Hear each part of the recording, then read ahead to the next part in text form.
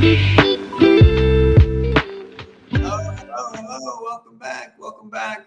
Welcome back to Uninc EDU, our podcast for creators. Our episodes focus on new skills and stories of impact with creators from all walks of life. And our hope is that you can find insights and guide you on your journey of unlearning. I'm your host, Ben Gibson, and join me on my mission to build a space for creators like you to find everything they need. My story begins in a tiny little town by the name of Andrews in West Texas. I have an LGBTQ plus background, I have a veteran background, and I've been walking alongside creators for over a decade as they step into courage and follow their heart. And I'm honored that you're here today. Thank you. Before every episode begins, I'm going to invite you to take a big breath with me. And as we relax,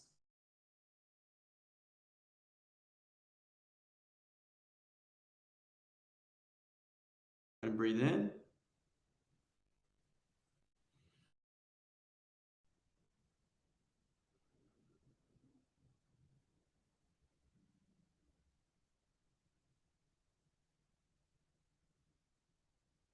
Okay. I hope that was somewhat soothing as we get started here.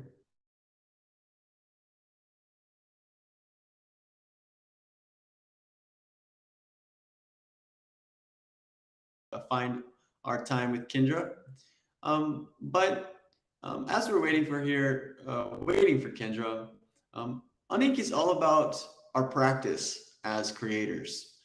It's all about exploring new skills that we've never heard of and trying them.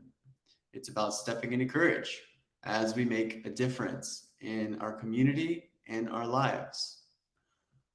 Our first few episodes on Uninc EDU were all about using ChatGPT and co-creating with AI. We had a fantastic lineup of mentors join us and talk us through their approach and using ChatGPT in their own business. If you want to check those out, we'd love to have you. We also have these micro skills around ChatGPT on our site. If you want to check those out, if you're interested in learning how to work with ChatGPT. But for our next few episodes, we're going to be bringing in a few of our alums to share their experience and their stories building impact. And today we have one of the most incredible creators we have ever worked with, Kendra Lee. And Kendra, we met about a year ago, and we started walking alongside her as she started this Web3 project called Bring Back the Weird. And I'm not going to tell you too much about it today or right now because Kendra is going to let us know all about it and its history and where the project is now. But Kendra is an extremely talented visual artist.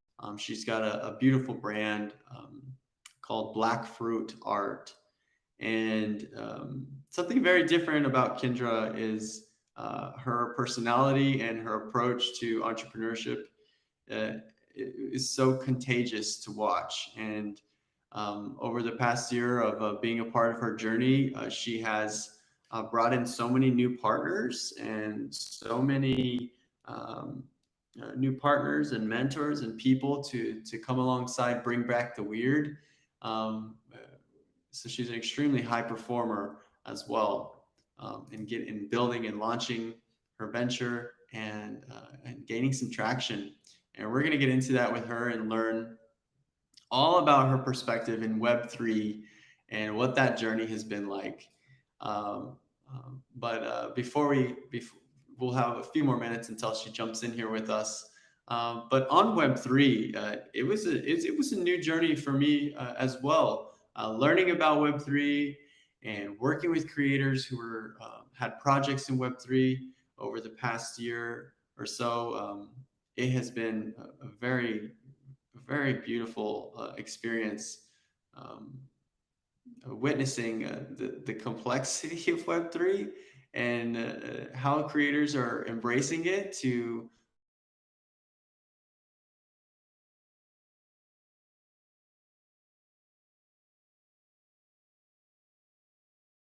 that's one of the best parts about Web3, I think, is it's so community focused. And there's so much room to explore Web3 for social impact initiatives. We had a little project for Uninc. We were wondering maybe we do some NFTs. It was a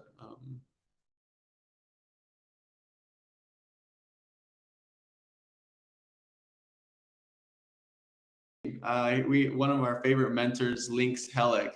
You check her out on Twitter. She's got a great series of videos talking about the basics of Web3. Lynx Hellick, and it's Lynx Hellick, Helek. But yeah, she's been one of our best mentors in Web3, and she came in and talked with the Web3 cohort that we ran last year. But she's always been very helpful in helping inform our members who are starting a new Web3 projects. There's just so many ins and outs to it. It can get pretty overwhelming when you're starting your own Web3 venture. But we're going to dig all into that today with Kendra and see what her experience was and is with Bring Back the Weird. I know there's some really exciting opportunities come up for her over the year of pursuing and building it. So I'm really excited to hear how that is going. But in other news, in other Uninc news, well, personally, I am now in Portland. I know I previously mentioned I was going to be in Silicon Valley, California. I did some time there. It was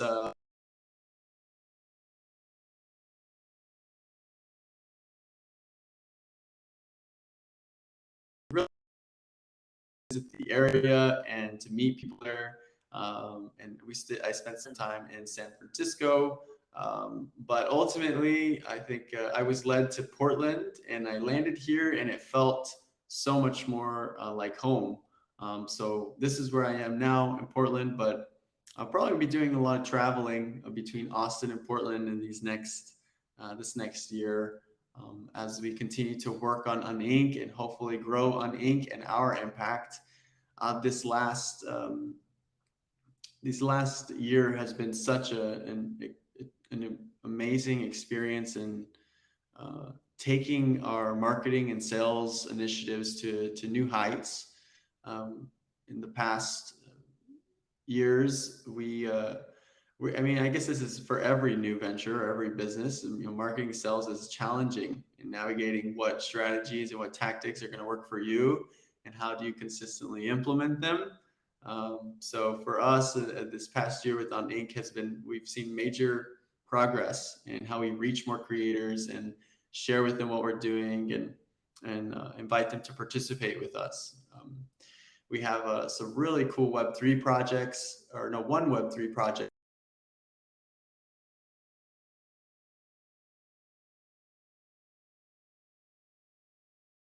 Suit concept out of Miami. Maybe we can tell you more about it sometime. Maybe she can come and talk to us about it on a podcast someday. But we have that going, and the Center for Heart Mind Coherence is another client of ours. An incredible project we got. But Kendra's here now, and we're going to go ahead and get into it with her.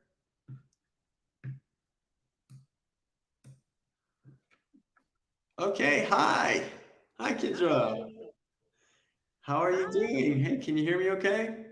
Yes, I can hear you. Can you hear me? Yep, I think we're good. But thank you so much for joining us. We're so excited to have you on Uninc EDU. Thank you for having me. Excited to be here. Yeah, I was just rambling on about Uninc and talking about our previous episodes and what we're doing now with the podcast. But I've given them a little bit of information about you and your work and Bring Back the Weird, but not too much. So we'd love to hear from you. Can you tell us a little bit about yourself and what are you passionate about these days? Yeah, of course. I am native to Austin, been living here my whole life. And so, with that being said, a lot of the work that I'm doing now and what I'm passionate about is connecting with more people in Austin and having this conversation about the weird and what Austin's mystique used to be like back in the day and trying to figure out ways to bring that back out. I really feel like the more that I talk about it to people, the more everyone's like, yes, go for it. And so I'm really, really excited and really, really looking forward to seeing what happens in the future about it. Yeah, I know you've made so much progress in the past year and building community and relationships around it, and just seems like people are really quick to say, "I want to be a part of it." Kendra, you're awesome. I want to help you. Yeah, well, Yeah. yeah, well, I was gonna, oh, go ahead. no, I was gonna say, yeah, it's felt like that. It's definitely felt like, speaking to one person and then that one person ends up talking to another person about it and then it comes back to me and then we're figuring out this long thread that we're making and making those connections. So just to be able to bring this to life with people being really, really interested in it it's meant the world to me, especially having the beginnings at Uninc. Especially Yeah, that. it's I love that. Yeah, let's go ahead and jump into that a little bit about your involvement with Uninc. I just had mentioned you were in a cohort with us, but from your perspective, kind of what was it like learning about us and then getting involved in the very beginning? And you can be radically honest; it's okay. It was interesting. It was very interesting because it all started with the DM from Link about the Web3 cohort. And I had been mulling about NFTs in my head for some time, but felt right then, I still had no idea what was going on and maybe thought, hey, Unique is doing this. Why not jump in with them and, get some guidance on that aspect? And so in doing that, it really just opened up my eyes to be able to connect with so many different people in so many different ways. And I would be confident in saying that if it were not for Un Inc., if it wasn't for Ben sliding into my DMs asking me about joining Un Inc. and the cohort, none of this never would have even come to fruition. So without Un Inc. and the way that they go about helping people start their creative endeavors has been central in all of this. Well, that's well, we're flattered. Thank you so much for sharing that. That's we wouldn't keep running the program if we didn't see how effective it was and working with creators and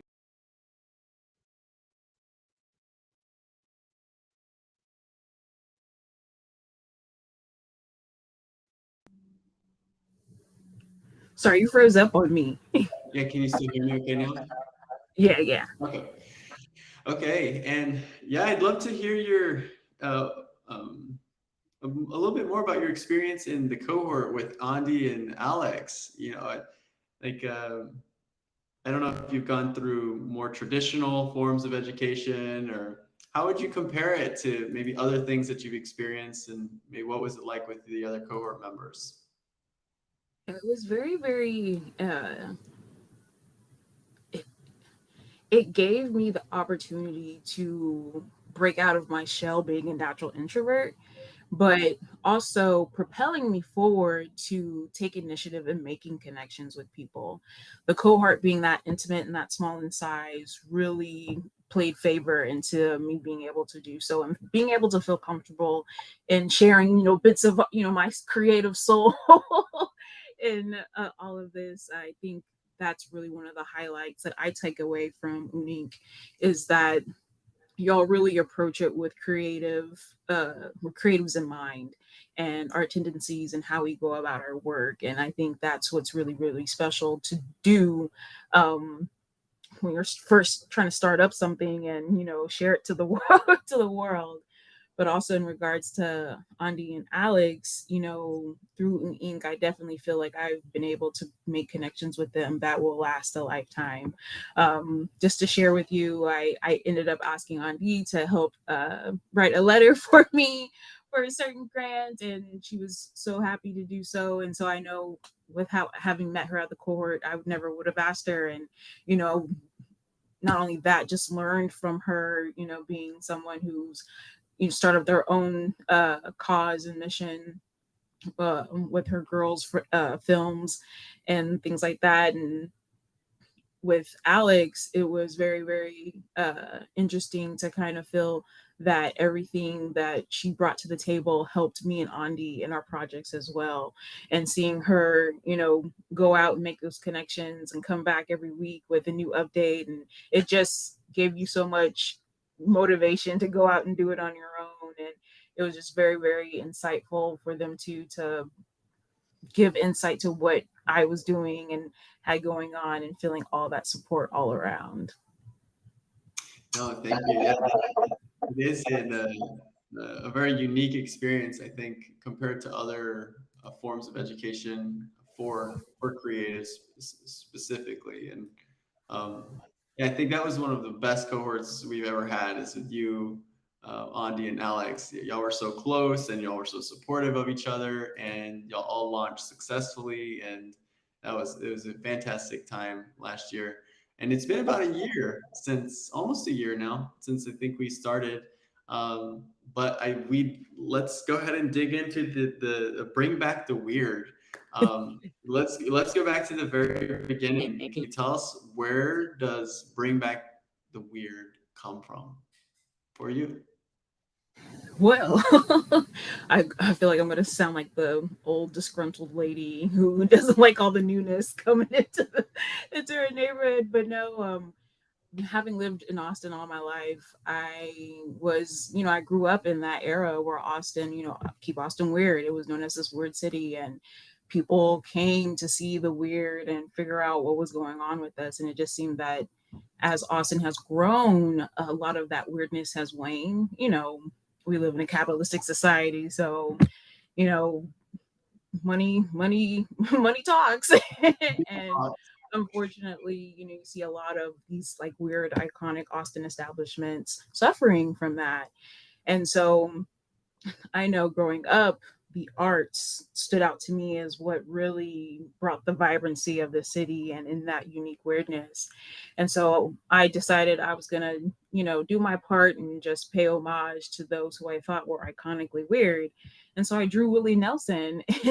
And from there, and enjoying the Uninc cohort, you know, I got to thinking, wow, like Web3 really sounds like a place where digital artists like me, especially digital artists of color, can come through and show their work and, you know, be a part of this larger growing movement that is Web3. And so just just being in the presence of the mentors, I also think helped really pushed me to start developing this idea more. Um, from the get go, talking to one of the mentors, I felt that I really had something worthwhile exploring, and it would be worth it to share it with others.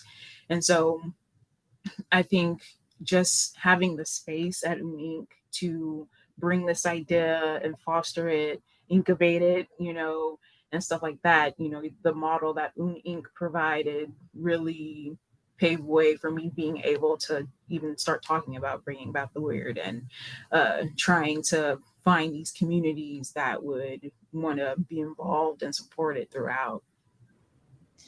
Yeah, and so if you could look forward a few years with bring back the weird as you continue to work on it, what sort of impact do you hope it could be having in Austin? I hope, if anything, it can start that conversation of opening up these communities. Really, at the nuts and bolts of it, Bring Back the Weird was, you know, providing a space for creatives to showcase their art and not only venture out into Web3, but also build that bridge with the Web3 community that exists in Austin. And I'm thinking Austin is the great place to start that, considering, you know, it was the weirdos in the beginning that kind of made Austin bring people together and bring people in. So why not do that on the Web3 frontier as well?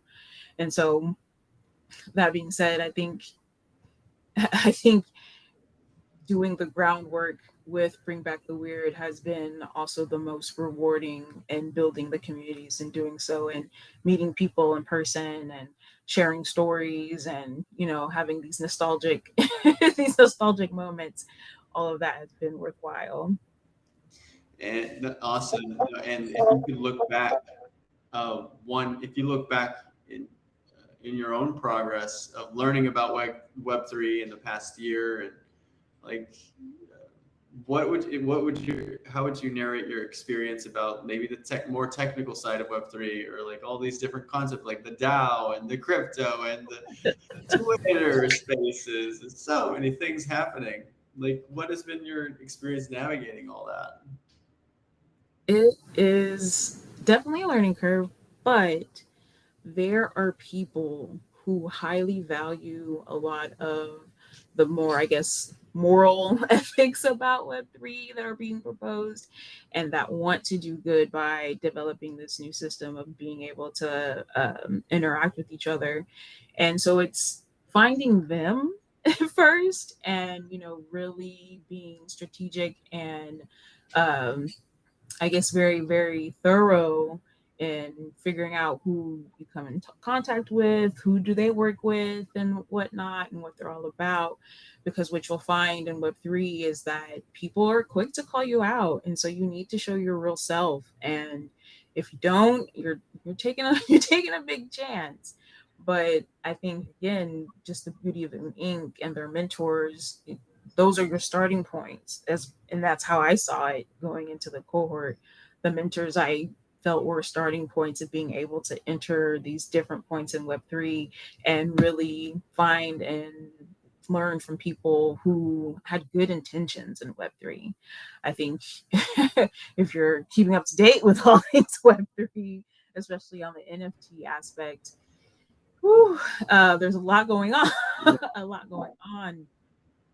Different NFT projects are being called out for, being completely scams. And there's different Web3 influencers who are getting called out for doing some pretty shady things in the past. And so, with all that going on, of course, the market is being affected. But as one mentor told me, there's a bull and there's a bear market. So, you kind of have to tread lightly in doing so. And so, that being said, just really be intentional when entering Web3 and finding the good people who want to do the good work and in a good way. Otherwise, you're risking, kind of unfortunately becoming to some of the more. I have a visitor. Hey, that's Some of okay. the It's more. okay. It's okay. Hi. We got the baby podcast Yeah. today. Oh, little one. Oh, goodness. Hello, little. Welcome to you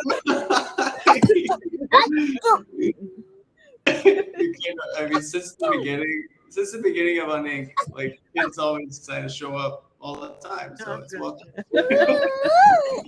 Well, cool. Then you've made your appearance. You've accomplished your mission. You're gonna She's be on been our out the podcast. door. Oh, goodness. Well, thank you for speaking, Joe. Thank you for sharing. I know it's such a complex arena that you're. So no, I wouldn't hesitate. It's not about moral.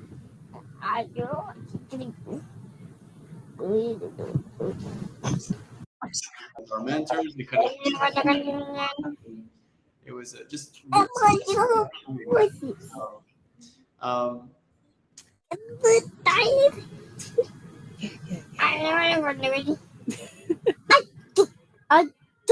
just start.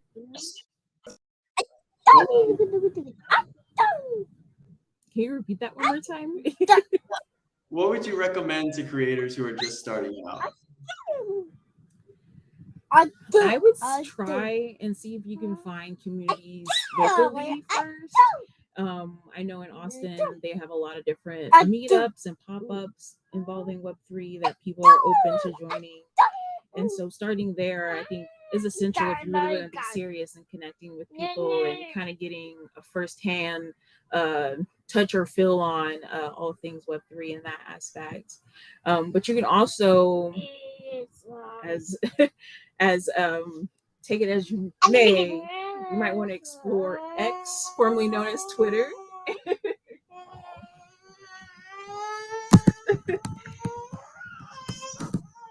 Yes, you may want to explore X, formerly known as Twitter. Web3 is vibrant on that space. But with that, you also have to be very, very careful again about, who you're talking to, and everything that they say may not be as is and things like that. You have to just overall have to be careful being on the internet anyways, but it can get a little tricky navigating X and all these different Web3 influencers and people that know how to work the system and things like that. So try local community first.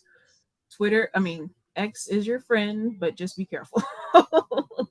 Yeah, that's something several of our mentors were saying. Just be careful if you're putting money into things or playing around buying new cryptos. Be careful. So security is definitely a thing right still with Web3. And let's see. Let's explore the idea around impact. Like we talk a lot about social entrepreneurship and impact and change making with Uninc. And I think it's always awesome to hear people's perspective on what impact means. But in your own words, how do you think about impact? I think of impact in a form of a connection and being able to really, really, really gain a collective feeling around something. I think the civil rights movement, off the top of my head, that had a huge impact across the nation, on a collective front for a lot of people. And so, in terms of impact, I think the scale in which you're able to just connect with others means a lot in the long run, and being that driving force behind it. Yeah, and yeah, that's exactly what you're. That's exactly how I would describe you with the bring back the word. It seems like a driving force behind this message and this narrative that you're bringing to the world. Um, and how about on the if you think about your skills as an entrepreneur, as a creator, as an artist over the past year, what skills do you think you've been practicing? Consider everything you've been building with Web3 and bring back the weird. Definitely the networking. Like I said earlier, I am an introvert through and through. Being alone doesn't bother me at all. And so just, being able to go out and talk to people about this project, I have been very, very intent in getting better at, and also doing it in a way that I can feel confident in sharing, bring back the word with folks. I take the opportunities when I go vending at different markets or at different art shows to make those connections with people face to face. And so in doing so, it's been able to just produce so many things. And it's like, yes, this is what they mean by network, network, network. But also just, being able to find your way that you feel comfortable in doing it, and people being able to feel something from making that connection with them. Yeah, let's zoom into that. I mean, let's zoom into that a little bit. How do you go about networking? Like, what is your approach to how you might establish a new relationship or find?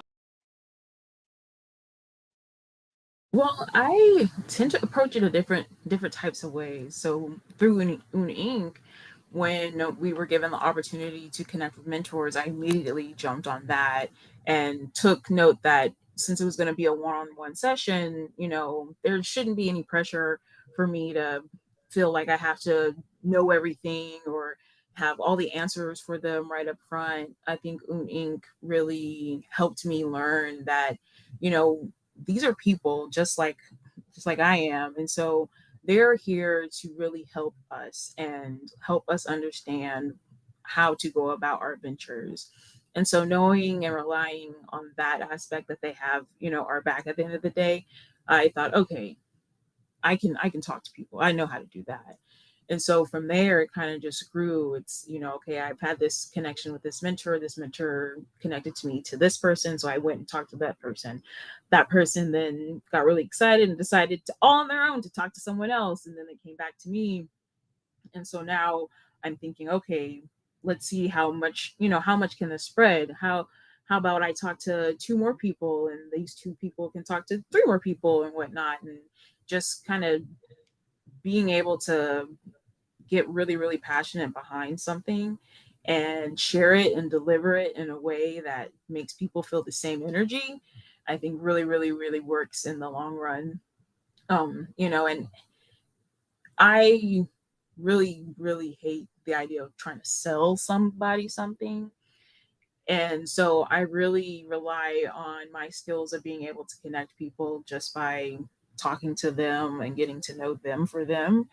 And so not once did I feel like I was, pitching this, you know, worthy financial investment to them and things like that. I felt like I was pitching to them this idea of community and, really uplifting what Austin was and being weird. And, you know, what that really meant to me was just the society, the community at large accepting you for who you were.